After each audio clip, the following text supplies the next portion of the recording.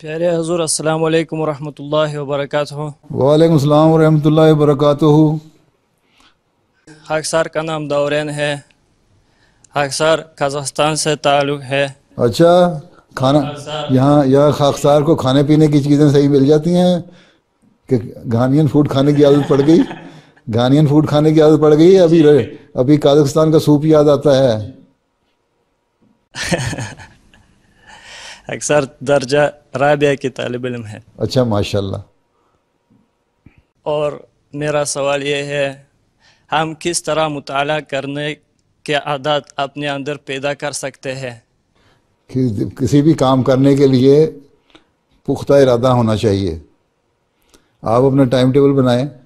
پہلے تو ایک دن اپنا یہ بنائیں، پہلے دن ایک ہفتے کے لیے یہ دیکھیں کہ جو کچھ آپ نے کام کیا ہے نا، صبح سو کے جاگنے سے لے کے رات سونے تک، اس کو لکھتے جائیں۔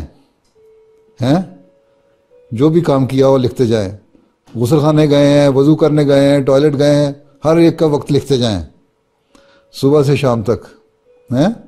ایک ہفتہ اس طرح اپنے ساری جو بھی آپ کی ایکٹیویٹیز تھی نا دن کی، ان کو نوٹ کرتے جائیں۔ ٹھیک؟ پھر دیکھیں کہ اس سارے جو میں نے نوٹ کیا ہے، اس میں کتنا وقت میں نے ضائع کیا اور کتنا وقت میں نے کام میں لگایا۔ ٹھیک ہے؟ کتنا وقت ایسا تھا جو ضروریات کے لیے ضروری تھا، اور کتنا وقت ایسا تھا جو ضروریات کے نام پہ میں نے بلا وجہ ضائع کیا۔ اس کا انالیسس کریں۔ ٹھیک؟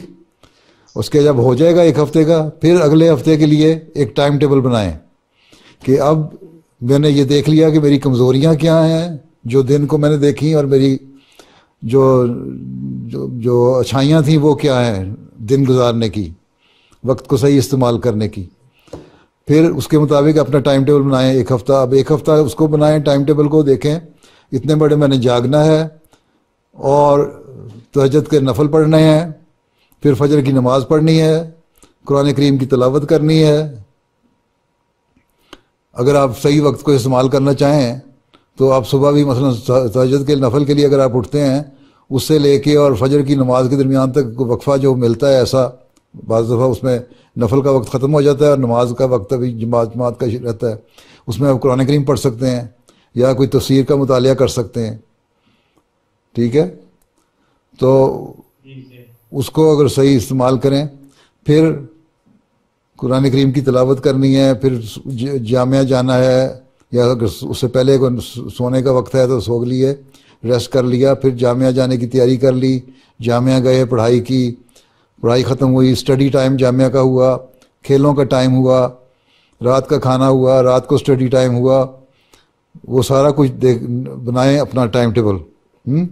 جو جامعہ کا کمپلسری ٹائم ٹیبل ہے اس کو بھی اپنے ٹائم ٹیبل میں شامل کریں، اور اپنا خود والنٹیئر ٹائم ٹیبل جو آپ بنا رہے ہیں وہ بھی کریں۔